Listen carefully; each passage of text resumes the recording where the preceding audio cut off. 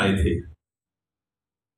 اور وہ پردے لٹکا کے اس جگہ پہ ہمارے قاری صاحب نماز پڑھاتے تھے.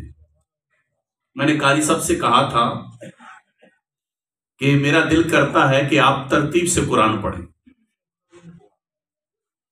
تو کیونکہ میں حافظ تو نہیں اور میں تو نہیں جانتا کہ کتنا مشکل اور کتنا آسان ہے. انہوں نے پڑھنا شروع کیا. اللہ نے ایسی مدد کی کہ آج 11واں سال ادارے کا ہے اور 11واں قرآن ختم ہو رہا ہے. اور اس کا اندازہ ہمیں کب ہوا جب ہم یہ چیز ہائی لائٹ ہوئی تو لوگوں نے ہم سے رابطے کیے. مجھے ایک مفتی صاحب کہتے ہیں کیا واقعی آپ صحیح کہہ رہے ہیں؟ کہتے ہیں کہ رمضان میں بھی پڑھنا مشکل ہوتا ہے، یہ پورا سال ترتیب سے. تو میں جب مختلف فون سنے، میسج دیکھے تو میں اس نتیجے پہ پہنچا واقعی یہ بہت کرم ہے. اور پھر غور کرنے پہ پتا چلا یہ کرم اتنا بڑا ہوا کیوں ہے. وہ کرم اس وجہ سے ہوا ہے کہ اللہ تبارک تعالیٰ کا ان پہ جو خصوصی کرم ہے اس کا سبب ان کی ماں اور ان کے باپ ہے. ان کی والدہ ایک سعید العقیدہ، اور یہ اپنی والدہ کی بات سنایا کرتے ہیں کہ وہاں کیونکہ کاغان ناران میں برف پڑ جاتی ہے اور وہاں پھر ظاہر وہ علاقہ سیل ہو جاتا ہے، قسم کا بند ہو جاتا ہے. کہا کہ والدہ کو فکر مسجد کی رہتی تھی اور اگر اذان سے پہلے کوئی درود شریف نہ پڑھتا تو ان کی والدہ کو فکر ہوتی اس نے درود کیوں نہیں پڑھا. الحمدللہ ایک عظیم ماں جو اس دنیا میں نہیں ہے، یقیناً ان کی روح سے راضی ہے. اور ان کے والد گرامی اللہ انہیں صحت ولی لمبی عمر عطا فرمائے. اللہ تعالیٰ کے ایک مقبول بندے ہیں، تو ان کو اللہ نے ان عزتوں سے نوازا ہے. تو یاد رکھیے گا قرآن جو ہے نا، قرآن یہ اتنا لجپال ہے نا، اتنا لجپال ہے. اسے جو چومے تو وہ اسے بھی محروم نہیں کرتا. دیکھنے والے کو بھی ثواب مل رہا ہے، چومنے والے کو بھی مل رہا ہے، پڑھنے والے کو بھی مل رہا ہے. اللہ کے نبی صلی اللہ علیہ وسلم نے فرمایا دلوں کو زنگ لگتا ہے جیسے لوہے کو لگتا ہے. عرض کی یا رسول اللہ صلی اللہ علیہ وسلم یہ دلوں کا زنگ دور کیسے ہوتا ہے؟ فرمایا موت کو یاد کرنے اور قرآن کی تلاوت کرنے سے ہوتا ہے. اور ذنون مصری رحمۃ اللہ علیہ نے لکھا ہے دل مر جاتا ہے، مردہ ہو جاتا ہے، اور دل مردہ ہونے کے اسباب یہ ہیں کہ جب کینہ اندر آ جائے گا، غیبت کریں گے، اگر دل میں حسد آ جائے گا، تکبر آ جائے گا، تو یہ دل کے مردہ ہونے کی علامت ہے. ہمیں کیسے پتا چلے کہ دل مردہ ہے یا زندہ ہے؟ اگر سجدے میں لذت نہیں ہے تو سمجھ جاؤ دل مردہ ہے. نماز پڑھنے کو دل نہیں کرتا تو سمجھ جاؤ دل مردہ ہے. فجر میں آنکھ نہیں کھلتی، آنکھ کھل جائے بستر سے نکلنے کو دل نہیں کرتا، سمجھو دل مردہ ہے. قرآن پڑھنے کو دل نہیں کرتا، سمجھو دل مردہ ہے. حادثات دیکھ کے، اموات دیکھ کے، ایکسیڈنٹ دیکھ کے، خون دیکھ کے، لاشیں دیکھ کے، مریض دیکھ کے عبرت حاصل نہیں ہوتی. سمجھو دل مردہ ہے. خوف خدا کا نہ ہونا دل مردہ ہے. امام غزالی نے یہ پوری بحث لکھی ہے اور حضرت ابراہیم خواص رحمۃ اللہ علیہ نے لکھا ہے اگر پتہ چل جائے کہ دل مر گیا ہے، نماز میں دل نہیں لگتا، فجر پڑھنے کو دل نہیں کرتا، تلاوت کو دل نہیں کرتا، تو اب علاج کرنا ہے. تو حضرت ابراہیم خواص رحمۃ اللہ علیہ آپ نے لکھا ہے جو چاہتا ہے میرا مردہ دل زندہ ہو جائے تو وہ تہجد میں اٹھ کے رویا کرے، تہجد میں رویا کرے. ایک یہ علاج لکھا ہے اور ایک لکھا ہے قرآن کی تلاوت کیا کرے. یہ قرآن کی تلاوت کرنے سے بھی مردہ دل زندہ ہو جاتے ہیں، دلوں کو رونق مل جاتی ہے. اور یہ قرآن کی لچپالی دیکھیں، اگر کوئی قرآن کے ساتھ محبت والا برتاؤ کرے. بڑے عظیم بزرگ ہیں، شیخ بازاز اس طرح ان کا نام ہے، کہتے ہیں قرآن پڑھا، علم سیکھا، دین سیکھتا رہا. سیکھنے کے بعد مکے میرا بسیرا تھا، حرم میں رہتا تھا. کہا غربت نے ڈیرے ڈالے میرے گھر میں. کہا غربت اتنی آئی. اور یہ بھی بتاؤں امتحان شرط ہے. جس کا مقام بڑا ہو اس کا امتحان بڑا ہوتا ہے. مذہبی لوگ، دینی لوگ، دین پڑھنے والے گھبرائے نہیں، امتحان شرط ہے. آپ کو آزمایا جائے گا، آپ کو پرکھا جائے گا. بلال حبشی سے کسی نے سوال کیا تھا، بلال جب تک تم مسلمان نہیں ہوئے تھے اتنی تکلیفیں تو نہیں تھی، جب سے کلمہ پڑا ہے گلیوں میں گھسیٹا بھی تمہیں گیا ہے، انگاروں پہ لٹایا بھی تمہیں گیا ہے، چربی تمہاری پگھلتی ہے اور چربی کے پگھلنے سے انگارے ٹھنڈے ہوتے ہیں. او بلال اتنی تکلیفیں پہلے تو نہیں تھی. بلال نے کہا تم مٹی کا برتن خریدتے ہو چند سکوں کا، بجاتے ہو کچا تو نہیں ہے. بلال کو بلال کا رب چیک کر رہا ہے، بلال کی کچا تو نہیں ہے.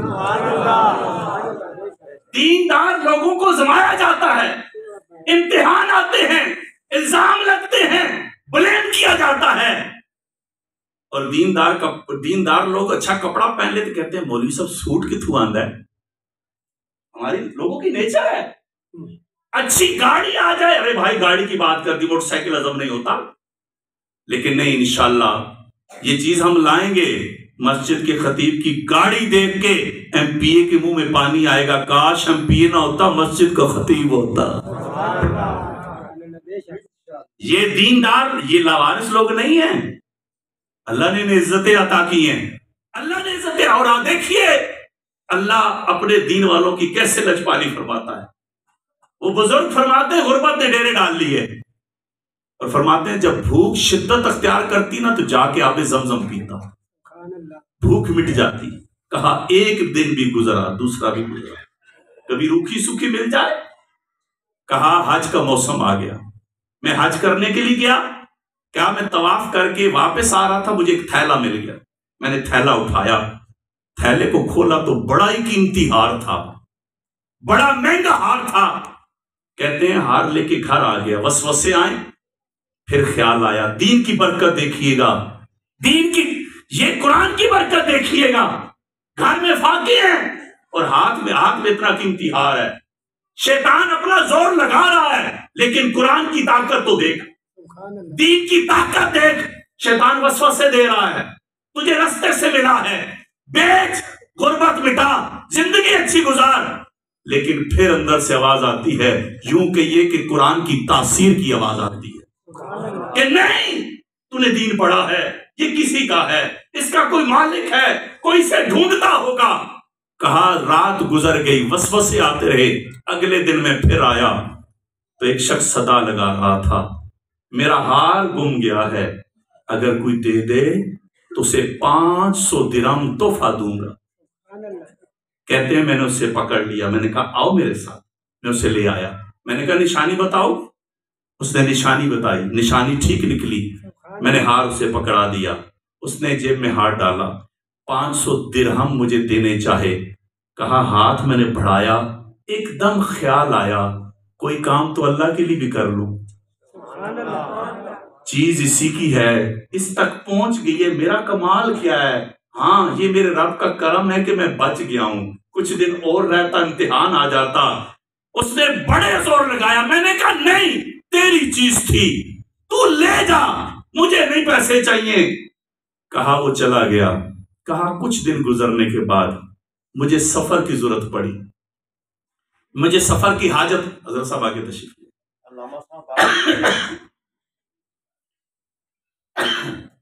علامہ ہمارے حبیب الرحمان مدنی صاحب کے والد گرامی مولانا عبد الرحمان صاحب ماشاءاللہ تشریف لائے ہیں.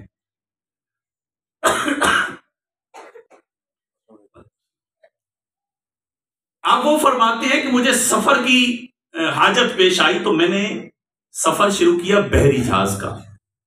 فرماتے ہیں بحری جہاز میں سفر کر رہا تھا تو طوفان آیا. طوفان اتنا آیا کہ جہاز ہچکولے کھانے لگا. جب جہاز ہچکولے کھانے لگا کہا کہ سب کلمہ پڑھنے لگے. کہا پھر آندھی طوفان اور زور پکڑ گیا اور جہاز ٹکڑے ٹکڑے ہونے لگا.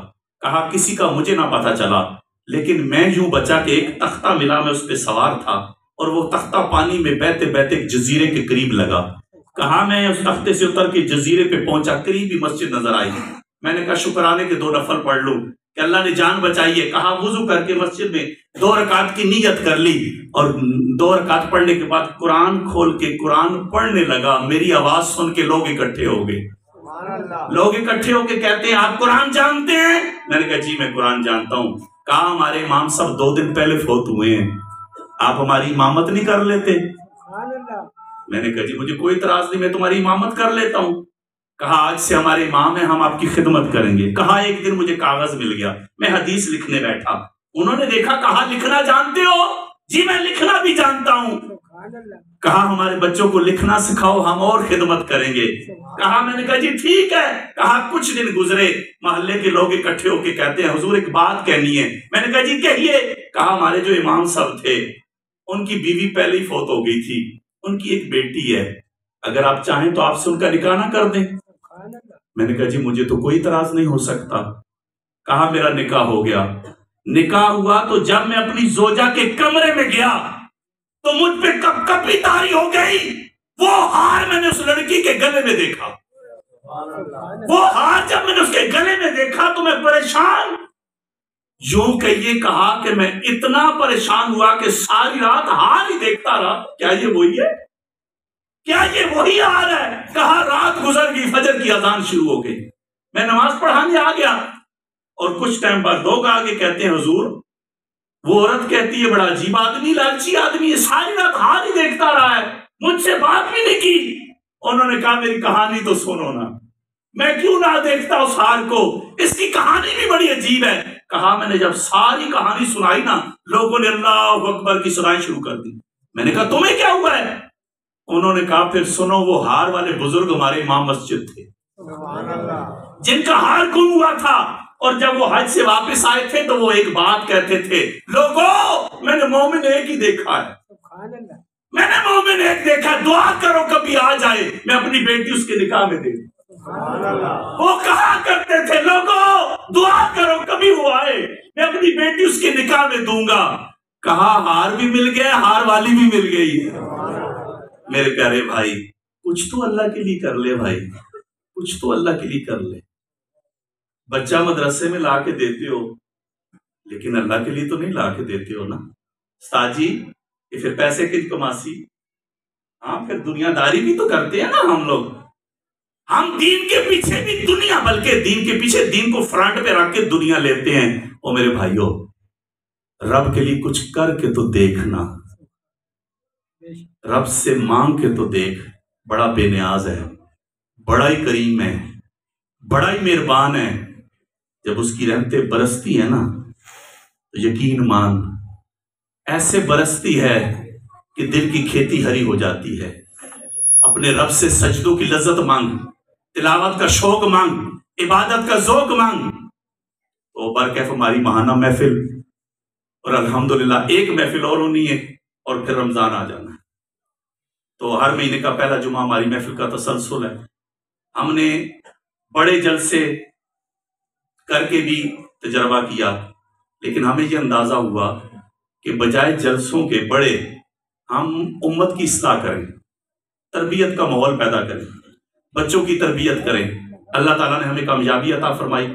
الحمدللہ یہاں کثیر بچے حافظ بن چکے ہیں, اور ہمارے یہ اوپر خواجہ نگر جو اسٹیشن والی مسجد ہے, قبلہ مولانا عبد الرحمان صاحب تشریف فرما, ان کے بیٹے ایک عظیم عالم دین ہے علامہ حبیب الرحمان مدنی صاحب جو نعت بھی ہیں, ان کے پوتے یعنی حبیب الرحمان کے بھتیجے عمران صاحب بیٹھے ہیں, ان کے بیٹے یہاں پڑھتے ہیں, احمد رضا, ان کا بھی قرآن ختم ہوا ہے. تو دعا کا اہتمام تو آپ کو پتہ ہے, دستار فضیلت ہم بڑے پیمانے پہ جب سارے بچوں کی اکٹھی کرتے ہیں